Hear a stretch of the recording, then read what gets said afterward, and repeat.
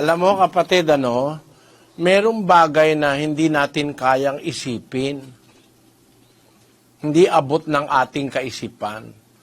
At yun mapapatunayan ng Diyos yun 55 ng Isayas, ang sabi ganito sa 8. Sapagkat ang aking mga pag-iisip ay hindi ninyo mga pag-iisip, o ang inyong mga lakad ay aking mga lakad, sabi ng Panginoon.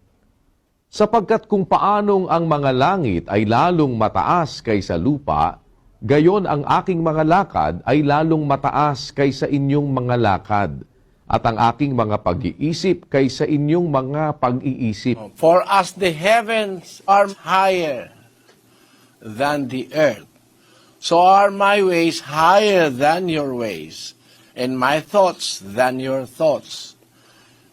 Siguro marirealize mo ngayon na hindi kaya ng isip ng tao na isipin kung saan nag-umpisa ang Diyos. Hindi kaya ng isip natin yon.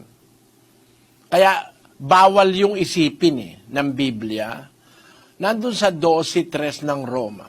Sapagkat sinasabi ko, sa pamamagitan ng biyaya na sa akin ay ibinigay, sa bawat tao sa inyo, na huwag mag-isip sa kanyang sarili ng totoong matayog kaysa nararapat niyang isipin, kundi mag-isip na may kahinahunan ayon sa kasukatan ng pananampalataya na ibinahagi ng Diyos sa bawat isa. If you are going to study to be a doctor, makikita mo yung wonderful function of the mind. Makikita mo yung mga capacities and limits of a person's mind and thinking. Mapapatunayan mo kung gaano katotoo itong sinasabi ng Biblia na ayaw ng Diyos mag-isip tayo ng totoong matayog. Kaya nga mayroong mga tao nasisira ang isip No? The human mind has its limits, its weaknesses. The human mind may not support something more than it was destined to support.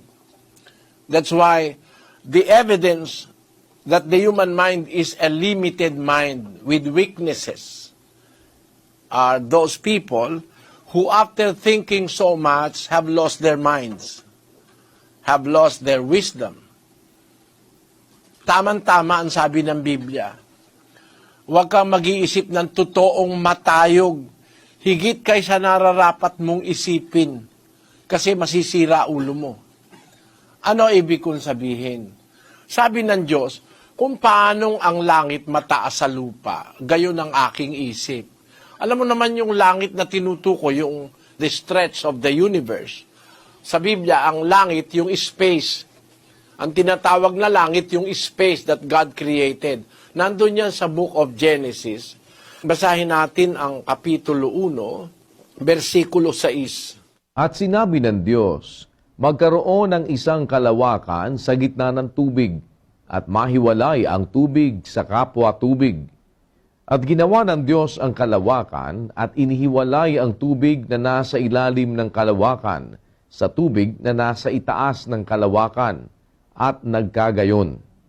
At tinawag ng Diyos ang kalawakan na langit, at nagkahapon at nagkaumaga ang ikalawang araw.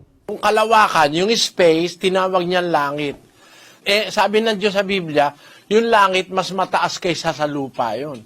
Actually, ang mararating mo lang, hindi ka nga makakarating ng malayo You will die.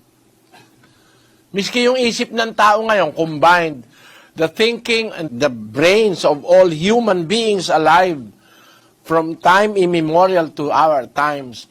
Pag samasamahin mo na lahat ng isip ng tao, wala pang tao na nagtangka na makuha yung limits ng langit, no? But there's certainly an end of what we call the universe. Meron sukat yan